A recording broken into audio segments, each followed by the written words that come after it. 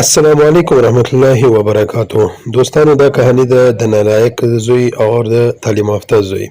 نالایق زوی خپل کار وکړي، را روان سو د اتوار پلار یو طرف ته ډېر خوشحاله او پلار چې دی ویل دی ډېر خوشحاله سو، ورته ویل راسه ما سره کښېنه. اعلی اول پوښتنه چې وکړه کار کتار برابر و، نو هغه ډېر اعلی اول سره وکړي. په دې ټیم کې اکا او دغه تعلیم یافته زوی راورسېدلو، نو دوی استقبال لپاره ورته ولاړ سولو، سلام دعا یې ورسره وکړه، پوښتنه رښتنه ورسره وکړه، ول راسئ کښېنئ دلته. نو د هغه بعد د اکا پوښتنه چې وکړله چې زوی دې په چیش کوي، په چیش اخته دی؟ زما زوی 50,000 روپۍ تنخوا ده، سرکاري کار کوي. نو دا بل اکا ورته ویلې چې زما زوی کار کوي، مزدوري کوي.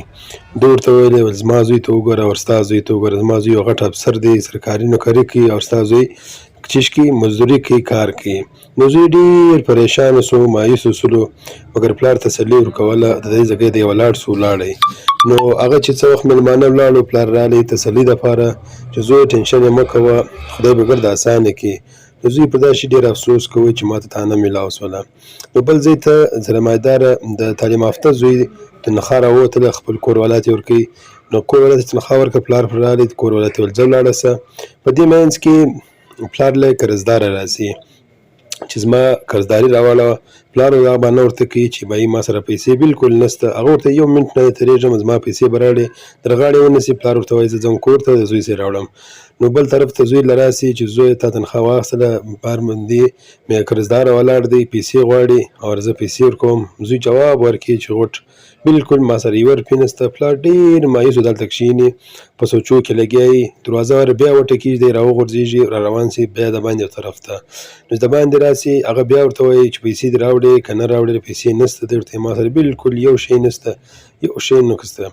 هغه ورته یو سکنډ هم نه درېږم، ما ته خپلې پیسې راوړې. بیا دلته در غاړه ونیسي، د دوی دلته سره جنګ سي. او بل طرف ته دا بل اکا په ټلفونه لګیا چې ورته وګوري دوی دوه سره جنجال یې، ټلفون بند کړي، رامنډه کړي و قرضدارو طرف ته. ور خیر خو دې چې در غاړې دې نیولې دی. هغه ورته وایي زما پیسې پسې پاتې دي. دی وایي د دغه طرف ته وګوري، وایي دغه حساب دی. دی ورته وایي هو د پیسو معامله ده. نو هغه برته مخ پر راواړوي، وایي چې ودرېږه، صبر وکړه، څو روپۍ دي ما ته یې راوښیه، زه یې درکوم. نو قرضدار ورته وایي 20,000 روپۍ دي رایه کړه. دی ورته وایي صبر وکړه، د هلته ودرېږه، زه یې در راغواړم. اور بل طرف ته نالایقه زوی خپله تنخوا اخلي د مالک څخه.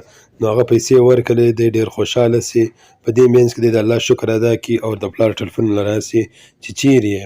نو دی ورته وایي زه د باندې یم. هغه ورته وایي فوراً راسه دلته. نو دی په منډه منډه را روان سي، د پلار یوه طرف ته راورسېږي. نو چې وګوري پلار یې ولاړ وي. پلار پوښتنه چې وکړي چې پیسې دې څه کړلې؟ نو دی پیسې راواخلي، پلار یوه طرف ته ورکړي او پلار پیسې شمار کړي. نو ګردې پیسې چې شمار کړي، ور یې کړي دغه قرضدار ته چې دا واخه او ستا حساب ختم سو، ته ووځه د منځه. او د دا ځګه دی را روان سي او تعلیم یافته زوی پر چت ورته ولاړ دی، دا ګرده ماجرا یې ویلدله. نو هغه ته هم افسوس وسولو. نو دوی رالو، خپل کور ته سره کښېنستلو او اکا یې ډېر شرمنده او د غریب زوی چې مذاق وړاو کړی دی، هغه پر سر لاس کښېږدي، ورځي جن روان سي. بل طرف ته زوی له راسي، دا ګرده ماجرا یې ویلدله، د پلار څخه معافي غواړي چې پلاره ما معاف کړه، ما څه ډېر غلطي وسوه. مګر پلار یې ډېر ناامیده سو، دی پورې وي جن روان.